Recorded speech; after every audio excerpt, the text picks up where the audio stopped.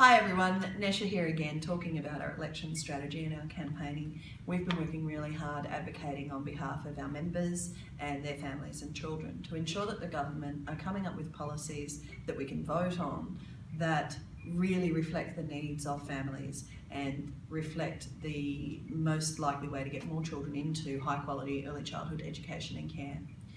In our election strategy document, which you've received and hopefully you've shared with all of your families, there are two other priorities that we've asked for. One is around planning.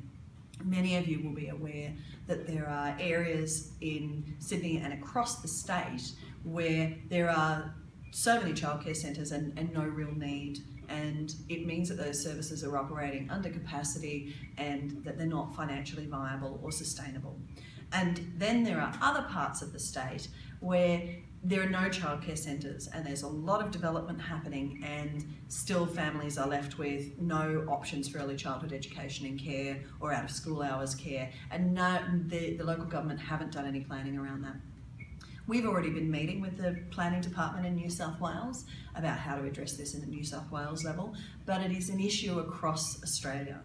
And so we're asking for this to be addressed at a federal level to ensure the viability of the sector and meet the needs of children and families. The final election priority that we've got is the maintenance of the current commitment to an additional $3 billion for early childhood education and care.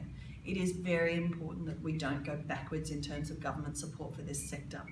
Families are already struggling and the increasing fees is affecting them quite significantly and meaning that there are children who aren't able to access care that's needed and aren't getting a high quality early childhood education. So ensuring that the government don't go backwards in terms of their spending commitment is very important in this election. So don't forget to circulate this to your families, put it up in your services if you like, and ensure that you're talking to the politicians as we go to the polls about what they are doing to address affordability and accessibility for your families and the children who need early childhood education and care.